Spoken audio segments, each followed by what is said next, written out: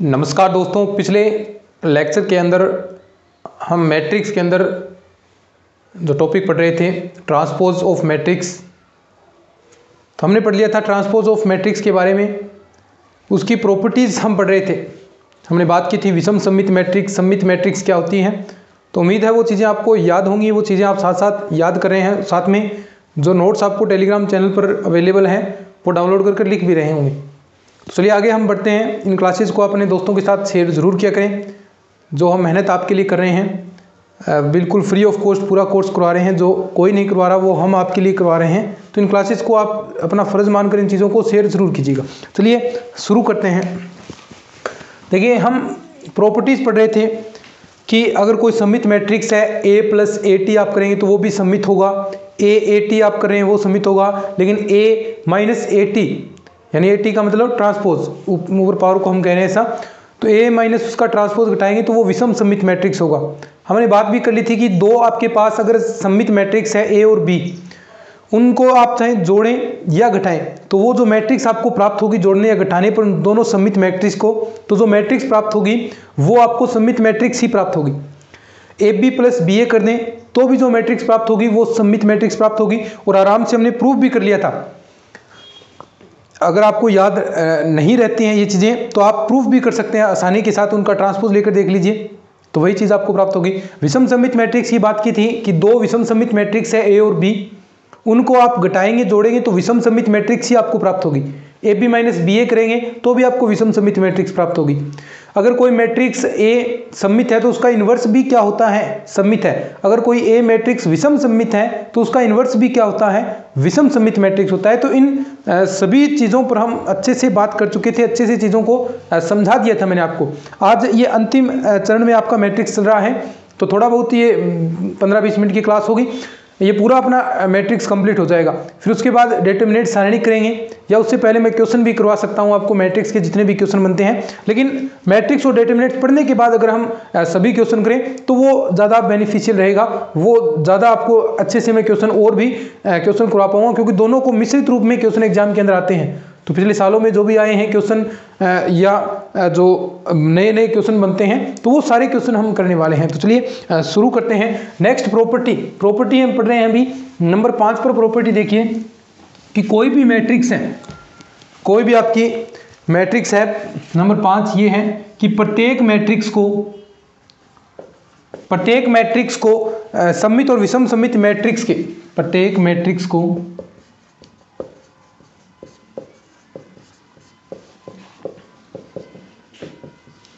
सममित तथा विषम सममित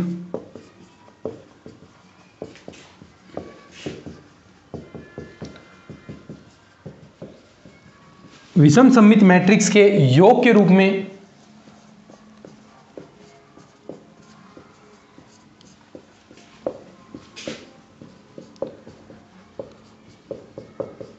व्यक्त किया जा सकता है। कैसे? ये बात जो मैंने लिखी है कि प्रत्येक मैट्रिक्स को सममित तथा, एक मिनट भाई, सममित तथा विषम सममित, लाइट कम आ रही थोड़ी, ठीक है, कि प्रत्येक मैट्रिक्स को सममित तथा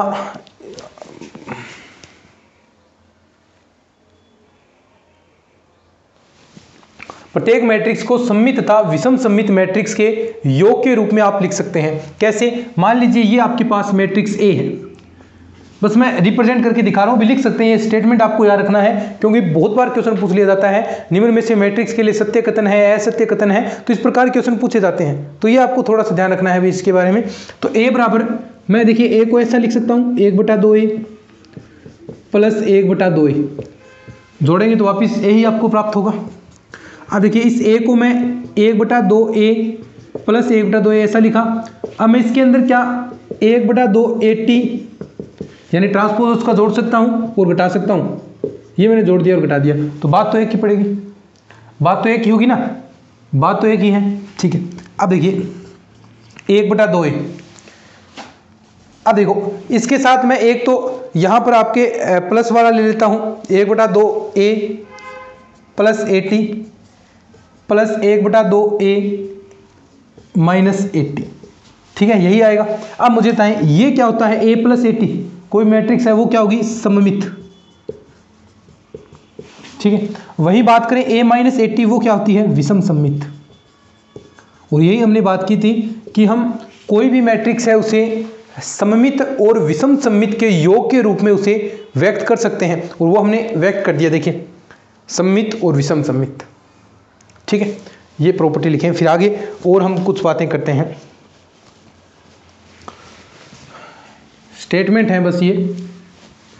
आगे आता है भी शून्य मैट्रिक्स है उसे आप सममित और विषम सममित दोनों के रूप में व्यक्त कर सकते हैं, या दोनों कह सकते हैं। ठीक है, कि वो शून्य मैट्रिक्स है वो सममित मैट्रिक्स भी होगी और विषम सममित मैट्रिक्स होगी। वैसे इसमें वैसे क्वेश्चन नहीं बनेगा जो मैं कह रहा हूं, उससे वैसे क्वेश्चन नहीं बनेगा, लेकिन सत्य असत्य कथन के अंदर पूछे जाते हैं तो वहां पर ये क्वेश्चन बन सकता है। ठीक है, तो ये इसलिए चीजें सिलेबस के अंदर है तो वो करवाई जाती हैं। शून्य मैट्रिक्स सममित तथा विषम सममित दोनों प्रकार का होता है। ये लिख सकते हैं, शून्य मैट्रिक्स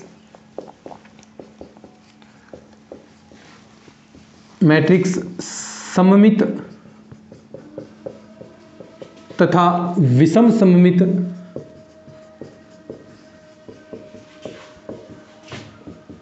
दोनों प्रकार का होता है।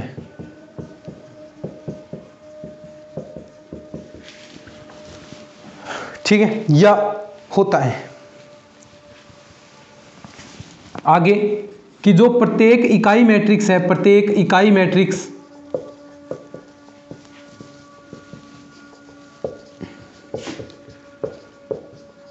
सममित मैट्रिक्स होता है। इकाई मैट्रिक्स पता है ना, ये बात कर रहे हैं अपन 1 0 0 1। अब देखो इसको आप ट्रांसपोज लेंगे तो वापस वही मैट्रिक्स आएगी। तो प्रत्येक जो इकाई मैट्रिक्स है, चाहे 3x3 कोटि का हो, 2x2 का हो, 4x4 का हो, तो जो प्रत्येक इकाई मैट्रिक्स होगा वो क्या होगा, सममित मैट्रिक्स होगा। ठीक है, अब कुछ एक इंपॉर्टेंट चीज,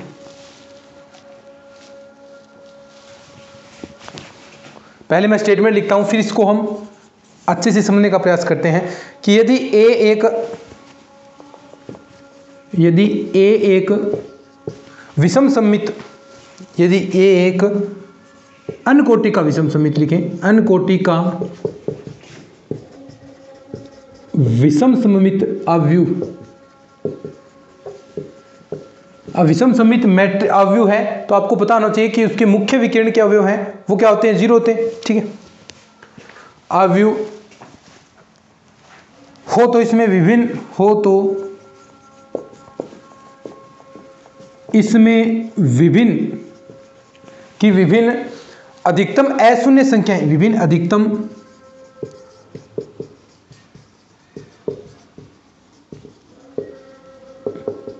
ये कहा है कि अनकोटि का विषम सममित अवयव है। तो इसमें पूछा है कि अधिकतम मैक्सिमम कि कितनी जीरो वाली अशून्य संख्या यानी जिसके अंदर जीरो नहीं है कितनी हो सकती हैं। तो इसमें हमें पता है कि विकिरण वाले हैं वो क्या होते हैं, 0 होते हैं। जैसे मैं बात करता हूं, ऐसे इसको समझते हैं अपन, ये फॉर्मूला आपको याद रखना है लेकिन थोड़ा सा समझा रहा हूं आपको। देखिएगा कि ये हम ले रहे हैं तो ये A1 A11 A12 ये कहां तक चलेगा, A1n तक। ठीक है, वैसे ही A21 A22 ये कहां तक चलेगा, A2n तक। ऐसे ही अगर हम बात करेंगे तो AN1 AN2 और ये कहां तक चलेगा, ANN तक। तो यहां पर एक आपका A33 भी आएगा, ANN भी आएगा। अब देखो अगर आपको पता है थोड़ा सा अगर आपको पता है तो जो विषम सममित मैट्रिक्स होता है, हमने एक बात की थी कि विषम सममित मैट्रिक्स है उसके जो मुख्य विकिरण के अवयव हैं वो 0 होते हैं, मुख्य विकिरण वाले। अब मुख्य विकिरण कौन सा है, ये वाला,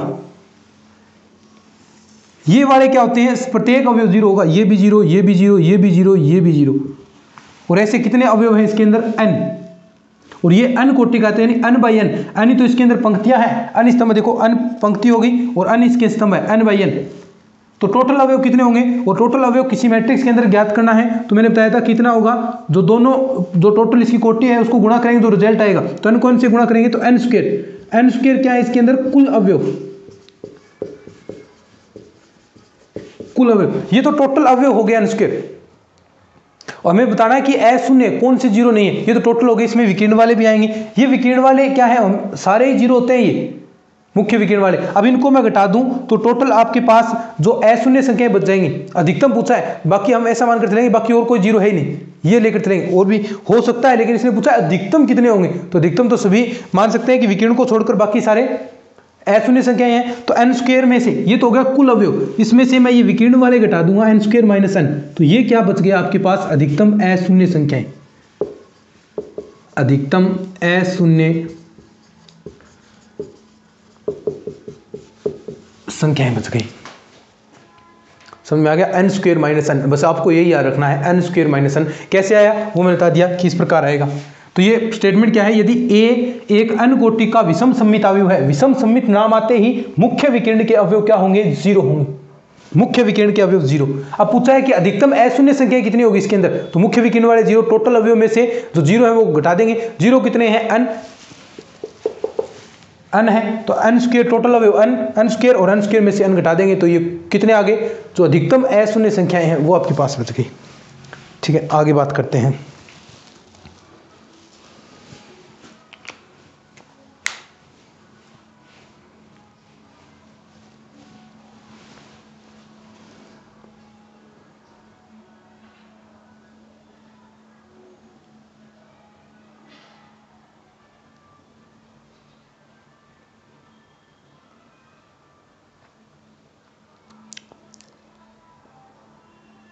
ठीक है, अब देखिए आगे एक और विषम सममित की एक खास बात और भी आपको पता होगी।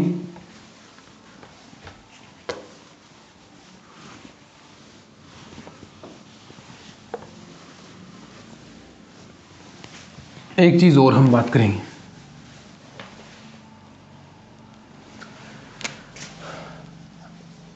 n क्रॉस n स्टेटमेंट लिखता हूं पहले मैं, क्रम की सममित मैट्रिक्स में, क्रम की, अब सममित मैट्रिक्स की बात हो रही है, सममित मैट्रिक्स में ये होगी। अब n क्रॉस n की सममित मैट्रिक्स में असमान अवयवों की संख्या में, असमान अवयवों की संख्या। अब देखिएगा सममित मैट्रिक्स के अंदर कौन कौन से एलिमेंट आपके इक्वल होंगे। हम बात करते हैं सममित मैट्रिक्स के अंदर, देखिए पहले मैं आपको बता देता हूं, थोड़ा सा देखिएगा, 1 2 3 4, यहाँ 2 3 4 5 और ये 5 6 सममित मैट्रिक्स है ये। ठीक है, अब सममित मैट्रिक्स का स्टेटमेंट समझिए, मैं टोटल अवयव कितने 3 बाई 3 के 9 अवयव हो गए।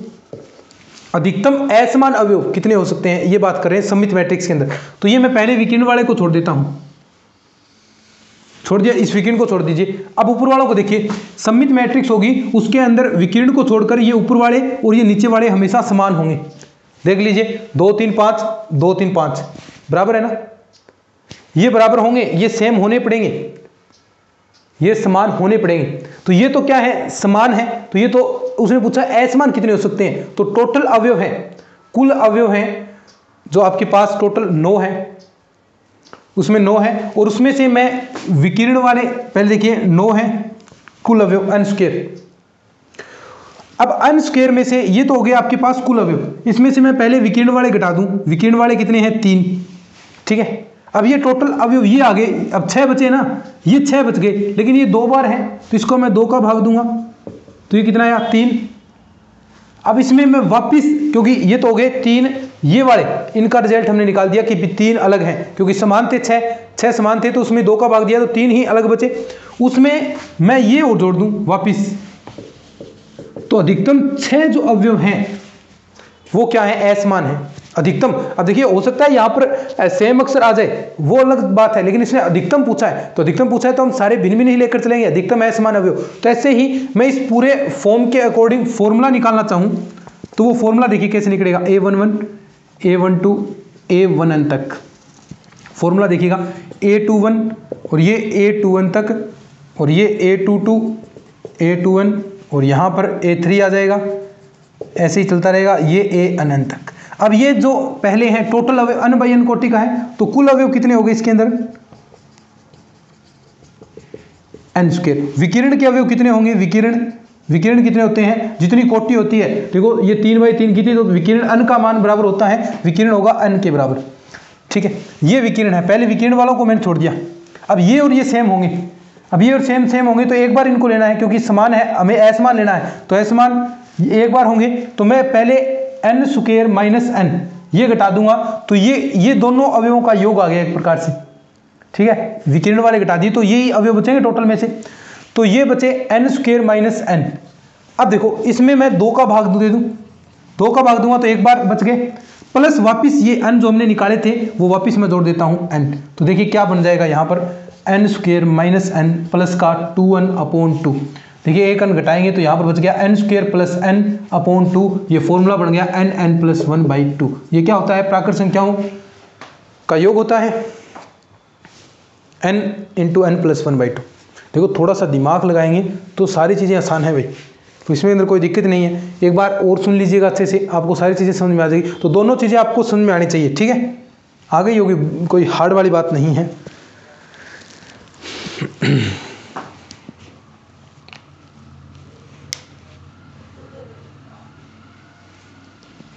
ठीक है,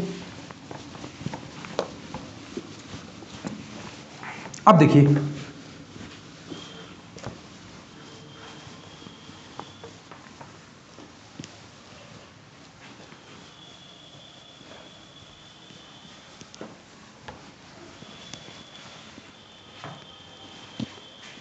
आगे कि एक स्टेटमेंट और कि यदि ए मैट्रिक्स तथा उसकी परिवर्त मैट्रिक्स, ए वर्ग मैट्रिक्स हो जाएगी और इसके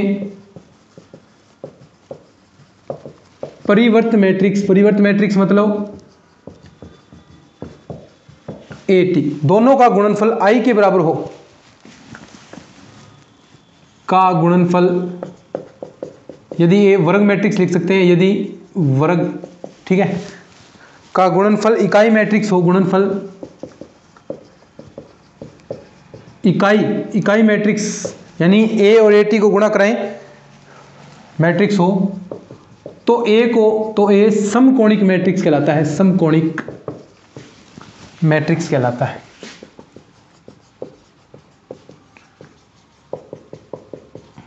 यानी AT आप करेंगे वो I के बराबर हो रहा है, तो यहां पर ये जो A है, A को आप कहेंगे समकोणिक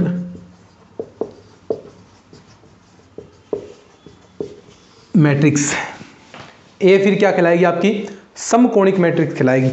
समझ में आ गया कि यदि A वर्ग मैट्रिक्स है और इसके जो परिवर्त मैट्रिक्स है AT, इन दोनों का गुणनफल I के बराबर यानी तत्समक मैट्रिक्स, इकाई मैट्रिक्स प्राप्त हो रही है, तो A को समकोणिक मैट्रिक्स कहते हैं, ठीक है। अब देखिए, अब एक इंपॉर्टेंट चीज आ रही है, मैट्रिक्स का ट्रेस ऑफ मैट्रिक्स।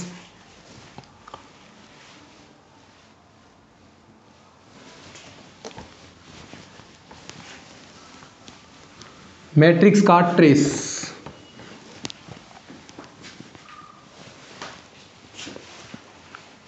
ठीक है।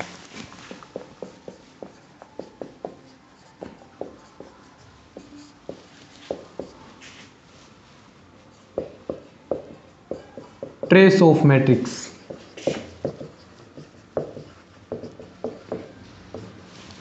अब कोई मैट्रिक्स थी, ट्रेस ऑफ मैट्रिक्स क्या होता है कि कोई भी आपके पास वर्ग मैट्रिक्स है, उसके जो मुख्य विकिरण के अवयव हैं उन सभी का योग, वो क्या कहलाता है, ट्रेस ऑफ मैट्रिक्स कहलाता है। कोई भी आपके पास मैट्रिक्स है, उसके मुख्य विकिरण होंगे, मुख्य विकिरण के अवयव हैं, उनका योग ही क्या कहलाता है, ट्रेस ऑफ मैट्रिक्स। लिख सकते हैं आप किसी वर्ग मैट्रिक्स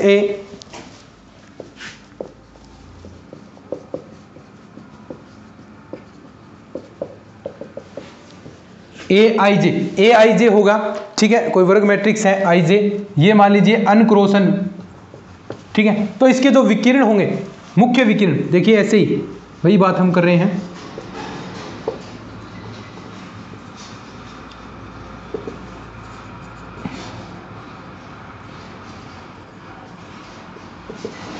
ऐसे ही AN1।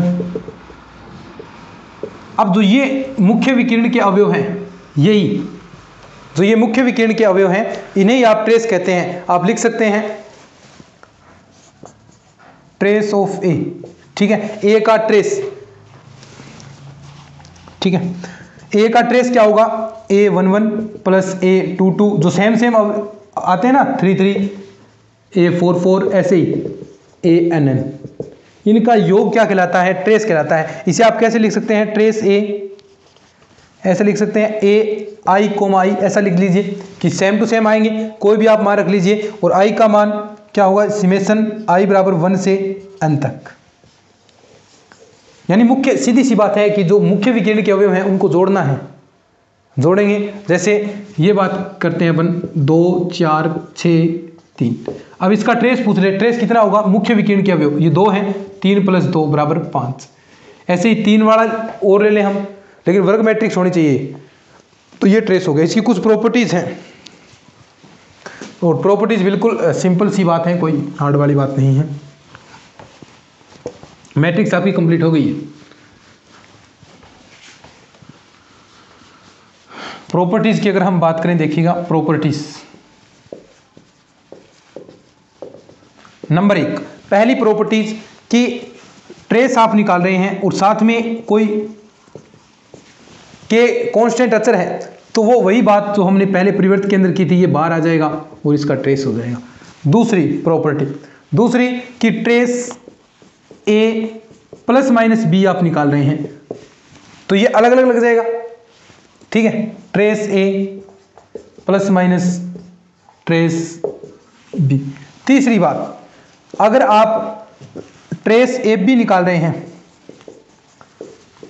तो क्या होगा? ट्रेस AB निकाल रहे हैं तो ये क्रम विनिमय में भी पालना करता है, ट्रेस BA के बराबर होगा, ठीक है। लेकिन ये ऐसा नहीं हो सकता कि trace A dot trace B, ये ऐसा नहीं होगा कभी भी। गुणा अलग अलग आप निकाल रहे हैं, ऐसा कभी भी नहीं होगा, ये ध्यान रखना है। अगर आप